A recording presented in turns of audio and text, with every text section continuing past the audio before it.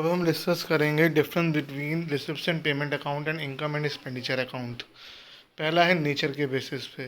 Receipts and payment account एक summary of cash book है और इनकम एंड एक्सपेंडिचर जो है वो समरी ऑफ वो एक P&L अकाउंट है। आप ये भी कह सकते हो रिसिप्ट्स एंड पेमेंट अकाउंट एक रियल अकाउंट है और इनकम एंड एक्सपेंडिचर अकाउंट एक नॉमिनल अकाउंट है। नेचर ऑफ आइटम्स, किस तरह की चीज़ें रिकॉर्ड की जाती हैं। रिसिप्ट्स एंड पेमेंट अकाउंट में रिसिप्ट्स और पेमेंट रिकॉर्ड की जाती हैं, चाहे वो रेवेन्यू हो चाहे वो कैपिटल हो। लेकिन इनकम एंड एक्सपेंडिचर अकाउंट में सिर्फ रेवेन्यू, इनकम और एक्सपेंडिचर रिकॉर्ड किए जाते हैं।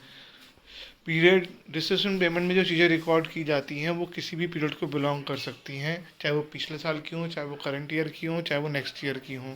लेकिन इनकम एंड एक्सपेंडिचर अकाउंट में सिर्फ करंट ईयर से रिलेटेड ट्रांजेक्शन्स ही रिकॉर्ड होती हैं। Debit side, receipts and payment account की डेबिट साइड में रिसिप्ट्स आते हैं जो कैश में हमें पैसा मिला होता है, जबकि इनकम एंड एक्सपेंडिचर अकाउंट की डेबिट साइड में एक्सपेंसेस आते हैं और लॉसेस आते हैं। Credit side, receipts and payment account की क्रेडिट साइड में पेमेंट रिकॉर्ड होती है जो हमने पेमेंट्स की होती हैं, जबकि इनकम एंड एक्सपेंडिचर की क्रेडिट साइड में हमारे इनकम्स और गेन्स आते हैं, जैसे P&L अकाउंट में होता है। Opening balance, receipts and payment account का ओपनिंग बैलेंस होता है कैश। ओपनिंग बैलेंस में कैश भी हो सकता है, बैंक भी हो सकता है, दोनों हो सकते हैं, और बैंक ओवरड्राफ्ट भी हो सकता है।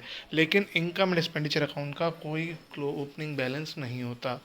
Closing balance, receipts and payment account का कैश और बैंक का क्लोजिंग बैलेंस हो सकता है, ओवरड्राफ्ट का भी हो सकता है।